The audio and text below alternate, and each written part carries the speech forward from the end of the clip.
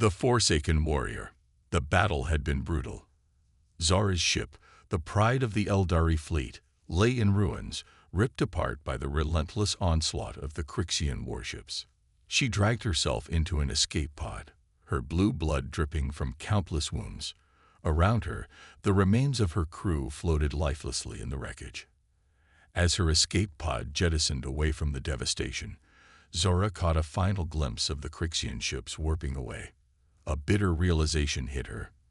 The Eldari fleet had abandoned the battle. And her. She was alone, left for dead in the unforgiving void of space. Days turned into weeks as Zara drifted, her life support systems slowly failing. She slipped into unconsciousness, her last thoughts a mix of anger and despair. She was ready to join her ancestors in the stars. But fate had other plans. A lone human ship, the UES Defiant, was charting a new space route when they detected Zora's faint distress beacon. Captain J. Sullivan, a man known for his unorthodox approach, immediately ordered a rescue operation. "But sir," his first officer protested, "we don't know what's in that pod. It could be a trap." Sullivan fixed him with a steely gaze. "We don't leave anyone to die out here, regardless of what they are. Prepare the med bay." As the escape pod was brought on board, the crew of the Defiant gathered anxiously. The pod hissed open, revealing Zora's broken form. Gasps echoed through the hangar. None of them had seen an Eldari in person before. Sullivan stepped forward, his eyes widening as he took in Zora's alien features and extensive injuries. "Get her to medical. Now." And so, against all odds and protocol, the human ship took in the Forsaken alien warrior. Little did they know how this act of compassion would change the course of the war, and the fate of both their peoples. Unlikely allies. Zara awoke to the steady beep of unfamiliar medical equipment. Her eyes fluttered open, adjusting to the bright lights of the Defiant's med bay. She tried to sit up, but a gentle hand on her shoulder stopped her. "Easy there," a soft voice said. "You're safe now." Zara turned to see a human woman in a medical uniform smiling at her. Confusion and fear gripped Zora's heart. Where was she? Why had these humans saved her? As if sensing her unease, the woman spoke again. "I'm Dr. Emily Chen. You're aboard the UES Defiant. We found your escape pod and brought you here." Zara struggled to find her voice. "Why?" she croaked out.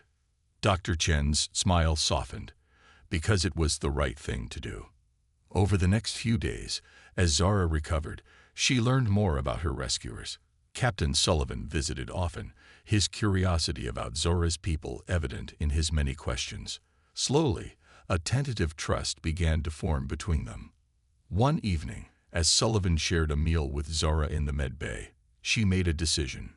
"Captain," she said, "there's something you need to know." Sullivan leaned forward, his eyes intense. "I'm listening." Zara took a deep breath. "The Kryxians. They're planning an attack on your colonies. They've developed a new cloaking technology that will render their ships invisible to your sensors." Sullivan's face hardened. "How do you know this?" "Because I was part of the team that stole the intel," Zora admitted. "I was supposed to lead the counterattack." But then, she trailed off, the memories of the battle still raw. Sullivan was silent for a long moment. Then he reached out and placed a hand on Zora's arm. "Thank you for telling me. We'll find a way to stop them." And in that moment, the bond between the human captain and the alien warrior solidified. They were no longer just rescuer and rescued, but allies against a common enemy.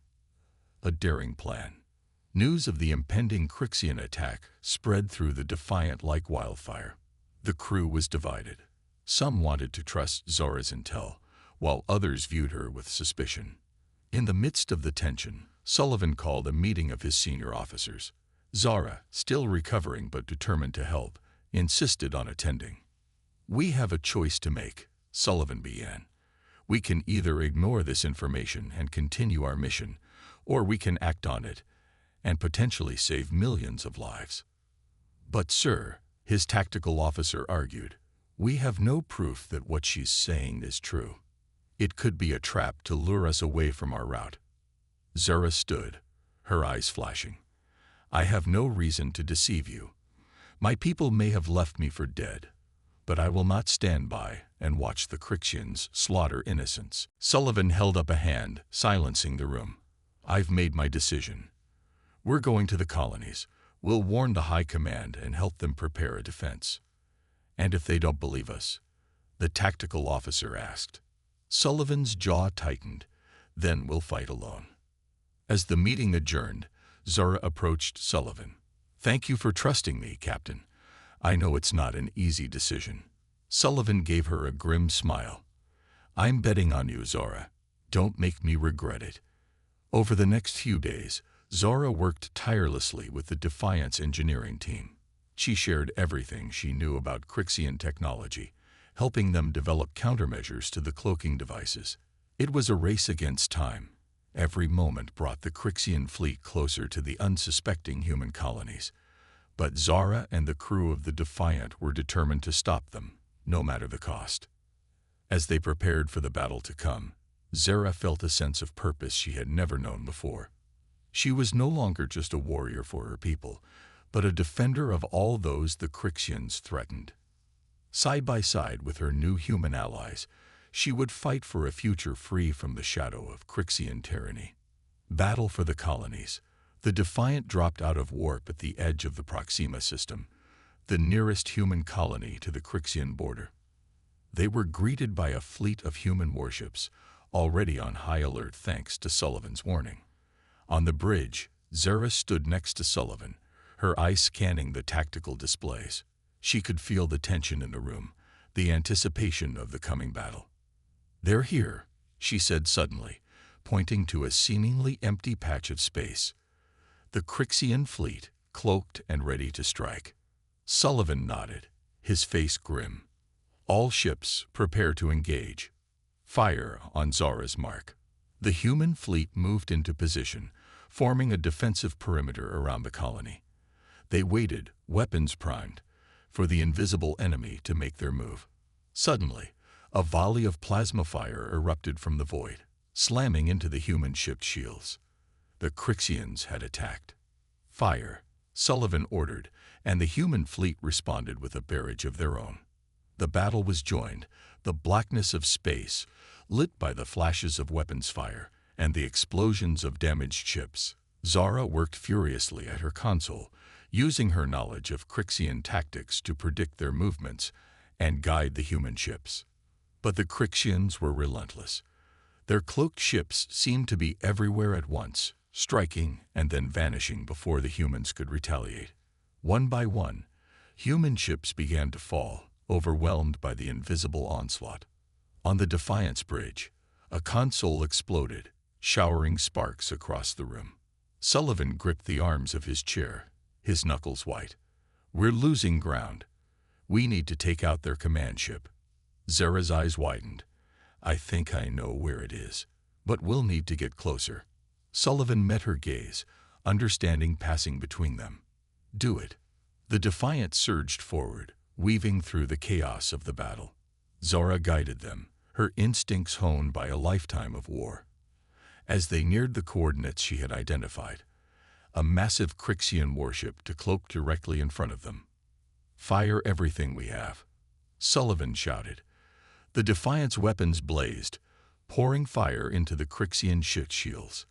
But it wasn't enough. The enemy vessel's weapons charged, preparing to obliterate the human ship. In that moment, Zara made a decision. She leaped from her seat, racing towards the turbolift. Keep firing, she yelled over her shoulder. I have an idea. Sullivan watched her go, realization dawning. Zara, no. But she was already gone.